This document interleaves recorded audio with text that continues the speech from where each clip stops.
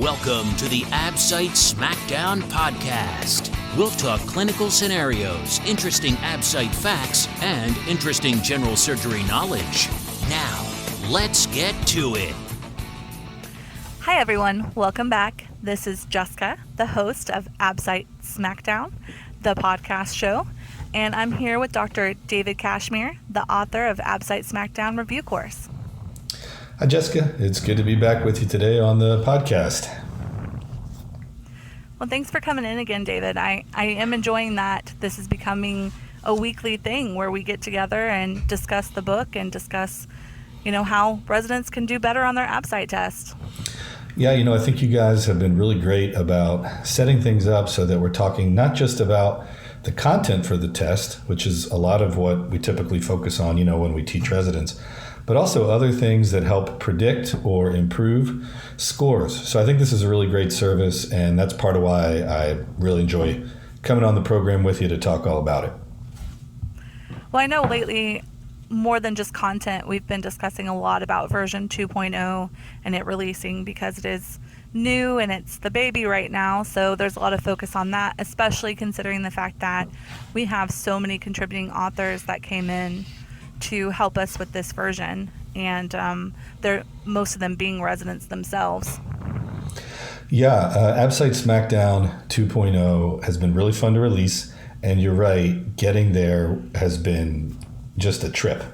We talked about it at the retirement party that we did as a previous episode where we retired Absite Smackdown version 1.0. And so we won't go through it all again here. I won't bring it up to you all again, but I definitely agree having that many co-authors on this version of the book has been very rewarding, but also a real trip, and it's been great fun. It has been fun. I don't think that people realize how important it is for residents to be authors or do this kind of work, how helpful it can be. I know that when I was doing research and reading articles on what their contributions could mean or help for them, I came across an article. It was back from 2016, but it was on the BMC medical education page, and it was talking about how there's association between residents, physicians' publications, and then their clinical performance. And it was a really interesting article. I sent it to you. I did get it, and I'm happy to talk about it with you today on the show. I do want to share up front, I think it's so important that resident colleagues be involved in contributing to their field in research or in writing. Mm-hmm. I just think it's part of kind of the giving back, and it's part of us educating resident staff appropriately to make them productive colleagues, not just clinically, not just taking care of patients, which is really important, but also furthering their field and contributing to their field as a whole. And so part of the education, I think, as we teach residents, is to teach them how to write things, how to balance that with their busy practice, how to stay involved, and how to self-educate. Because as you write things down, you really tend to crystallize your thoughts and remember from working with it what the facts are or what the new thing is, and just further your education. So I really appreciated it when you sent the article. It's called Associations Between Resident Physicians' Publications and Clinical Performance During Residency Training. And it's from Seberg et al. It was in BM as in Mary C, Medical Education. I think that you said we're going to put the link in the description of the podcast. So yeah, thanks a lot for sending it over, and I think it's worth discussing for sure. The Absite Smackdown podcast. Visit the Smackdown at absitesmackdown.com. Well, basically, the study, it was at Mayo Clinic, which we all know is, well known, and they did it for 308 residents that were going to be graduating from the 2006 to 2012 year. So that was pretty much the start of how they did it. And then they had 642 papers published by these residents that were reviewed. Yeah, the first thing about the article, like you said, is it's one study in one center. And this center is a very academically productive center. It may not represent, all the centers and residencies across the country. And I'll tell you what was interesting to me about this paper. It goes on to say that outcomes included the American Board of Internal Medicine certification scores, mini clinical exam scores, faculty evals, etc. And they found out that on adjusted analysis, the multi-score clinical performance evaluations were significantly associated with the numbers of research articles. And I'm going to tell you, Jessica, basically says to me that faculty evals and performance evals and multi-source clinical performance evals, it's kind of tough to tease out exactly what that meant, but they correlated with sort of academic productivity or resident research. And I'm going to tell you, we discussed this earlier on the podcast for Absite scores, that faculty evaluations are not predictive really in at least a couple papers of Absite score. So what's interesting to me for this is it seems like faculty eval and some other clinical sources, were associated with resident research productivity.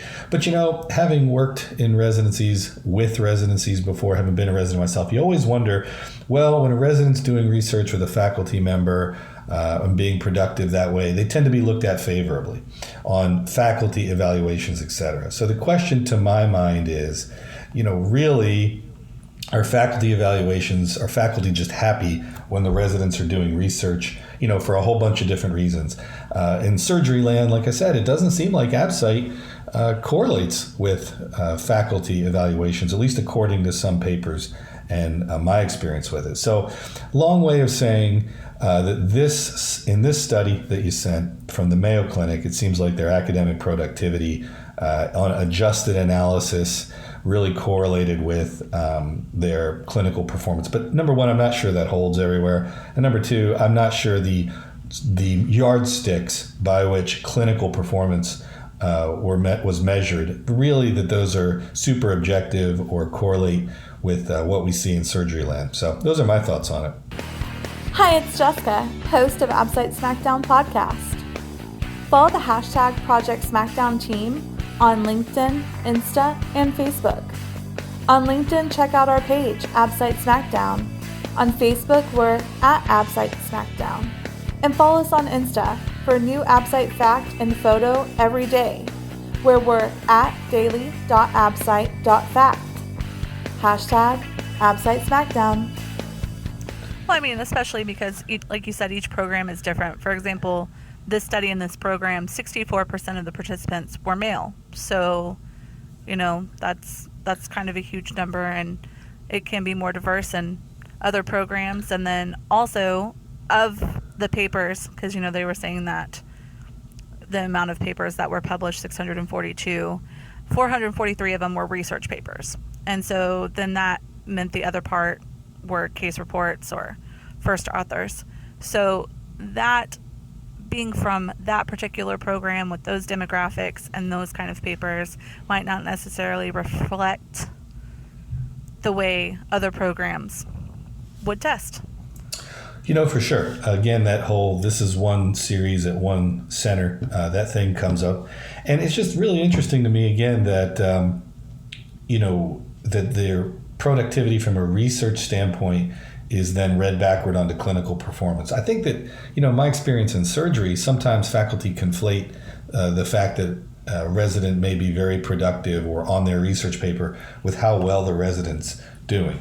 And another thing, Jessica, is it could be, if this is the case, and if this does hold across centers, maybe it's just that these residents who can also crank out research papers are just really good at time management. They're really good at juggling the multiple stressors of residency.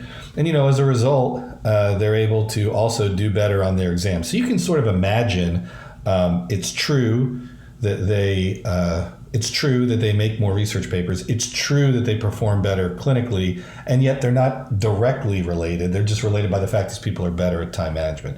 Or again, it could be that this doesn't hold across centers at all. So really an interesting paper, I think, to discuss from the clinic and what it implies about education. I really wonder if it holds for surgery, and I'll be on the lookout to see if this holds also across residency types.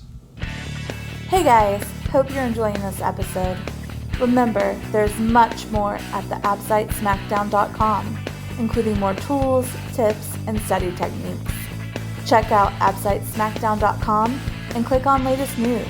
for more great info. Hashtag Absite Smackdown.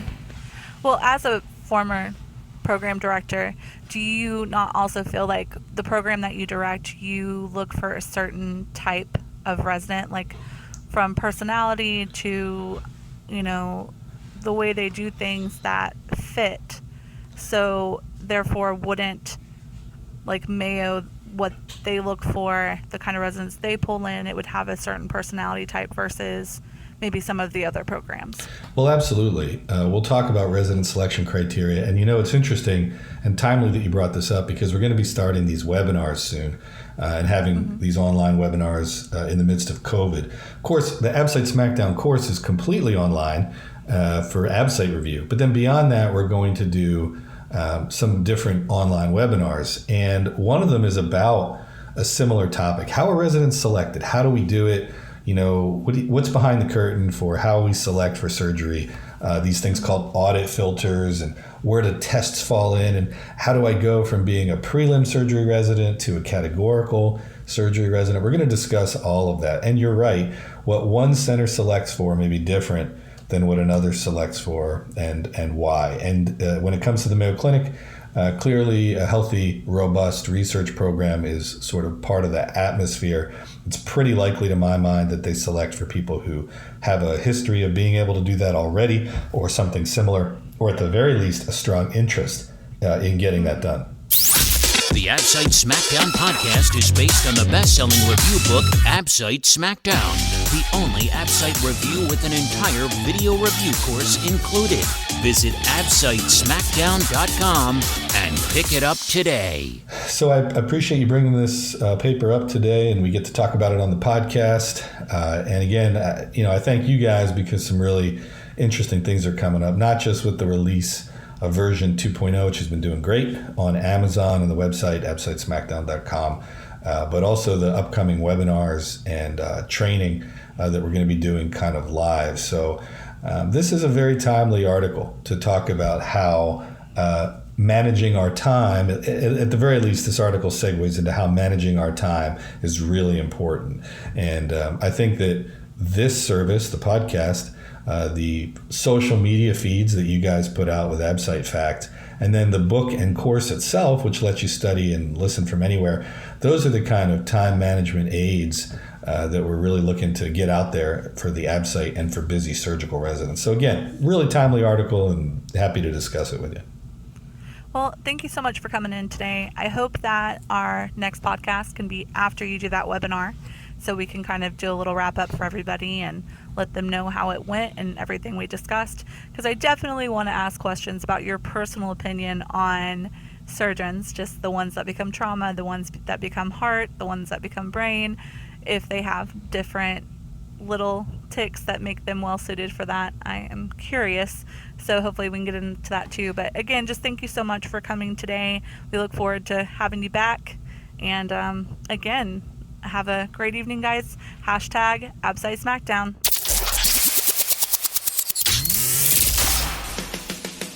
Thanks for listening to the Absite Smackdown podcast. Visit us at AbsiteSmackdown.com for more great Absite facts.